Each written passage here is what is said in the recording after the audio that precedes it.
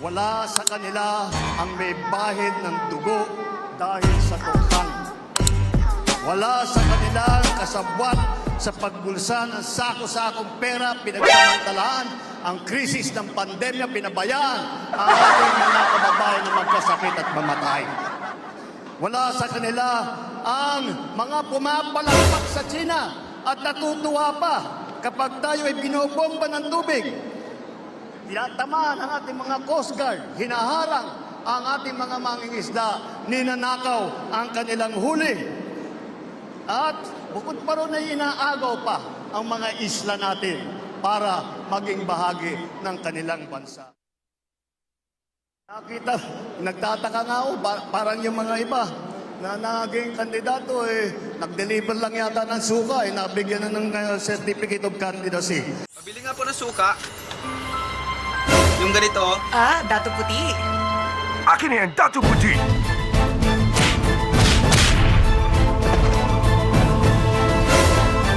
Galing mo sumapat, man. Nay! Champion na ako! Bumili ka ng sukat, champion ka na? Yung mukha, Sim. Ang Dato Puti po. Dahil malalaman natin, wala nang ikukumpara sa ating mga kandidato. Kung ihahambing natin sa mga napulot nila, ang ticket natin sa Senado hanggang sa Sangguniang Bayan ay mga leader na subok sa serbisyo. Magandang record na pwedeng ipagmalaki kahit kanino. Maraming salamat po. Unang-una, nagpapasalamat ako sa Panginoon sa binigay natin na panahon at siyempre malusog na pangatawan sa ating lahat. Maraming salamat sa inyong mainit na pagtanggap sa amin ngayong araw na ito. Pilipinas kung mahal. Ang tanong ko po, Pilipinas kung mahal, nasaan ka na ngayon? Ano nang nangyari? Bakit tayo nagkahiwalay? Bakit tayo nag-aaway-away? Kung sinong nakaupo, may mga kumukontra. Ang programa ng ating Pangulo ay napagaganda. Doon sa bagong Pilipinas po, kasama po doon, ang isa sa nagustuhan ko, yung sustainable livelihood, sustainable livelihood, at saka pabahay.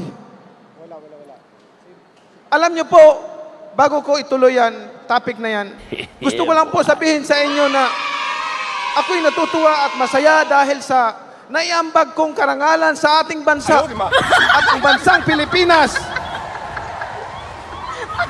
At ang bansang Pilipinas nakilala hindi lamang dito sa buong Asia kundi sa buong mundo. Bilang Pilipino, proud na proud ako. Proud na proud ako dahil nailagay natin sa mapa ang ating bansa. At ang nais ko sana na tayong lahat nagkakaisa para sa isang pangarap. Isang pangarap na umasinso ang bawat Pilipino, ang bawat pamilya. Alam niyo po, ako'y nalulungkot sa dami ng problema ng ating bansa. Maraming mga Pilipino na parami ang walang trabaho, maraming nagugutom. Ako man po nakaranas ng paggutom. Galing po ako sa pinakamahirap na pamilya, natutulog po ako sa kalye. Ayan, marami pa ako mga kasama dyan na buhay pa. Saksi sila na ako natutulog sa kalye. Ang sapin ko, karton lang. Naranasan ko po yun. Kaya ganun na lang ang aking concern sa ating mga kababayan na naghihirap. Naranasan po namin na hindi makakain ng pagkain sa isang araw. Tubig lang inumin namin para makasurvive. At yung moment na yan, hindi ko makalimutan sa buong buhay ko.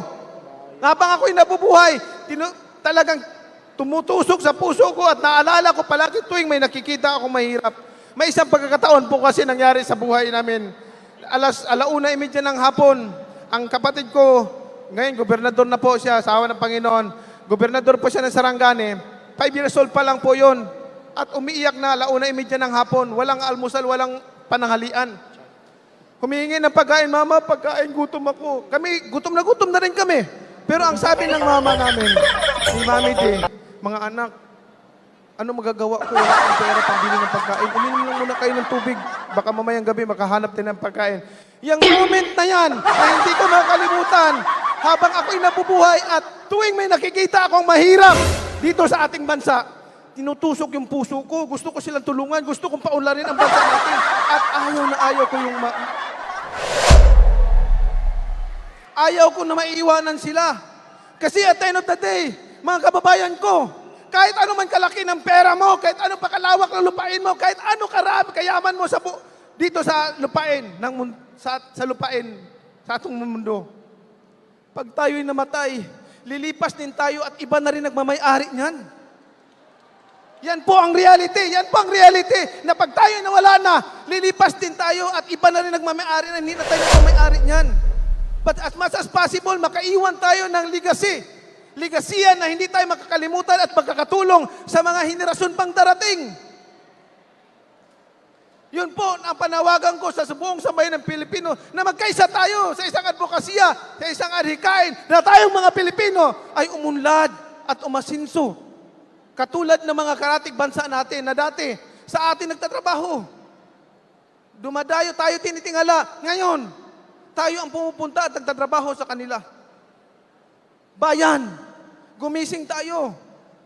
Gumising tayo, huwag tayo magpapadala sa ating emotion. Kailangan isipin natin yung kinabukasan natin, kinabukasan ng mga susunod pang henerasyon. Kaya ang importante sa lahat, yung legacy na iiwanan mo. Yun ang maalala mo.